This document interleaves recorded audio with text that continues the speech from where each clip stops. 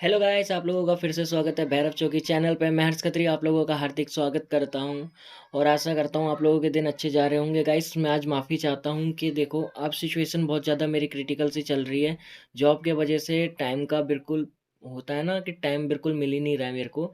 तो इस वजह से मैं माफ़ी चाहूँगा कि मैं अब आप लोगों की कॉल पिक नहीं कर पाता। मुझे खुद को इतना बुरा लगता है। इतने बड़े बड़े सपने अब वो इस वजह से ख़राब हो गए सब लोगों के। तो मैं माफ़ी चाहता हूँ। देखो, जो गुरु दीक्षा वाले हैं वो गुरु दीक्षा ले लो, अभी भी मौका है, क्योंकि मैं जिस हिसाब से कंडीशन से जा रहा हूँ ना, वो मैं ही जानता हूँ। मेरे पे मेंटली काफ़ी प्रेशर पड़ रहा है, लेकिन उसके बावजूद मैं सबको टाइम दे रहा हूँ, मैं सबकी कॉल्स वगैरह पिक कर लेता हूँ। देखो, अभी आप लोगों को पता है कि मैं कॉल पिक नहीं कर रहा ज़्यादा, मैं फिर भी एक आध की कर लेता हूँ कि चलो कोई नहीं, बंदा ज़्यादा परेशानी में होगा। तो वो बंदा मुझे कॉल करके ये कहता है, जी मेरे को शक्ति ट्रांसफ़र दे दो, मैं बहुत ज़्यादा गरीब इंसान हूँ। भाई, गरीब इंसान सभी होते हैं क्या? मैं गरीब इंसान नहीं हूँ क्या?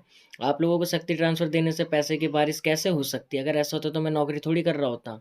जितना होता है, जितना मैंने करा है उतनी ही ज्ञान मैं दे सकता हूँ। आलतू-फालतू का तो मैं दे नहीं सकता कि मैं भी कहीं किताब से उठा-उठा के आपको दे दूँ और फिर आप भी बोलोगे नहीं भगत जी ऐसा-ऐसा क्यों कर दिया, है ना? मैं तो वही ज्ञान दे सकता हूँ जो मुझे गुरु द्वारा प्राप्त है। जब मेरे को कभी गुरु ने सिखाया नहीं कि आसमान से बारिश कैसे होती, अगर मेरा यही गुरु कर लेता, हैं, तो उनको चेले बनाने की ज़रूरत पड़ती क्या?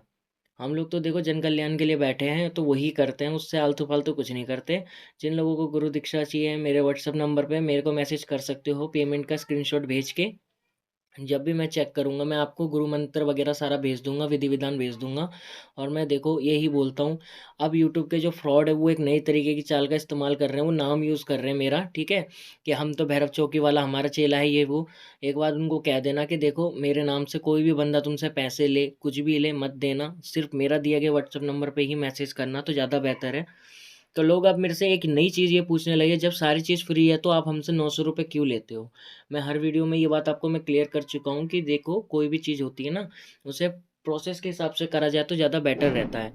उसमें ये रहता है कि जब आपका सामान दे दिया जाता है तो उससे आपके ऊपर घेरा लग जाता है। जब आप साधना सिद्धि करते हो तो स्वर जो होता है वो उस लेवल का निकलता है जो आप लोगों की हेल्प करता है, ठीक है?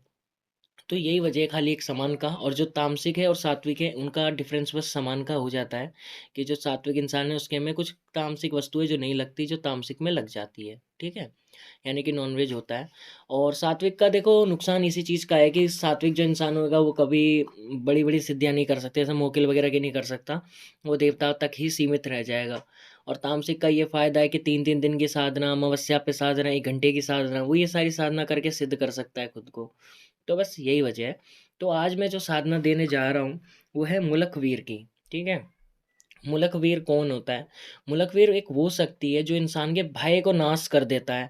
यानी कि अगर आपके अंदर किसी चीज़ का डर है, तो ये उसको नाश कर देता है। साथ ही साथ आपके पास अला-बला कोई भी अला-बला हो जो आपको तंग करती हो, आपको डराती हो, उसका भी ये नाश करता है। साधना में भी हेल्प करता है। अगर आप साधना कर रहे हो, उसमें जो गलती होती है वो सपने में भी दिखाता है कि नहीं जी ये करो, इससे ज़्यादा फ़ायदा रहेगा। ये सपने में तुम्हें सट्टे के नंबर भी देता है। अगर घर की परेशानी मतलब किसी भी प्रकार की अगर तुम्हें परेशानी है, तो उसका नाश करने वाला यही है। अब हमारे पास तो देखो आस्था का सवाल होता है, हमारे पास देवी-देवताओं की कमी नहीं है जो इससे भी अच्छे कार्य करते हैं। लेकिन ये उन साधकों के लिए मैं ये दे रहा हूँ जो लोग टाइम अफ़ोर्ड नहीं कर सकते ज़्यादा। तो बस ये कि छोटा-सा स्टेप है, अगर आप घर के देवी-देवताओं से इजाज़त लेके इसे करो तो ये काफ़ी अच्छा काम करेगा आप लोगों के लिए, ज़िंदगी भर की गुलामी हो जाएगी इसकी, ठीक है? तो ये काफ़ी अच्छा है। अब मैं आपको विधि बताता हूँ कि विधि क्या है इसकी। सबसे पहले विधि है कि आपको घर के देवी-देवताओं का भोग प्रसाद निकालना है। कुल देवता या कुल देवी का नाम नहीं पता है तो खाली कुल देवता के नाम से डाल देना कि हे मेरे कुल देवता, मुझे आपका नाम अज्ञात है। मैं आपके नाम से ये भोग प्रसाद दे रहा हूँ, इसे मंज़ूर करके मुझे इजाज़त दें कि मैं अपने घर का जन कल्याण कर सकूँ। उसके बाद अपने पितरों का दक्षिण दिशा में भोग दे दीजिए।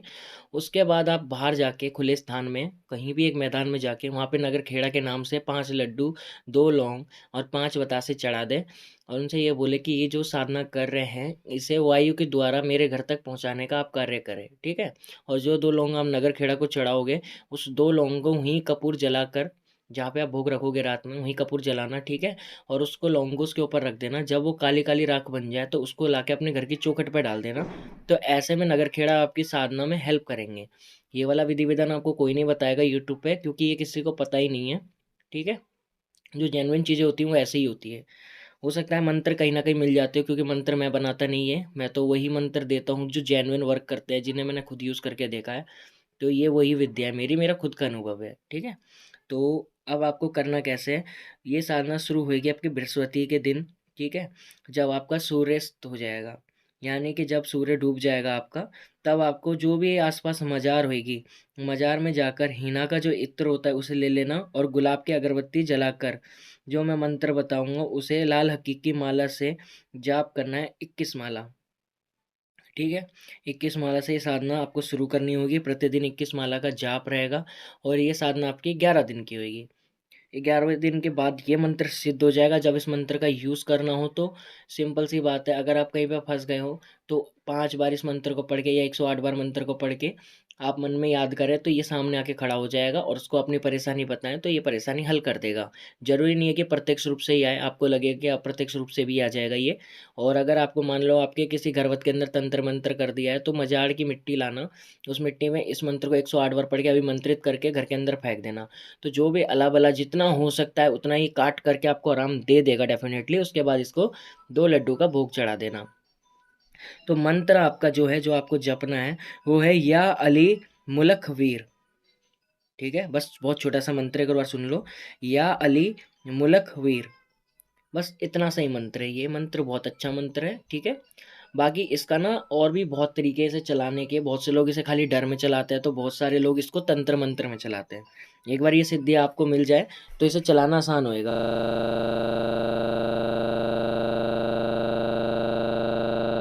तो गाइस बस यही थी आप लोगों के लिए साधना, ठीक है। और मैं बार बार माफ़ी मांग रहा हूँ कि देखो, और बस टाइम का इशू हो रहा है ज़्यादा, और आपको मेरी आवाज़ से पता भी चल रहा होगा कि मैं रात भर सो भी नहीं रहा हूँ, तो मैं माफ़ी चाहूँगा, ठीक है।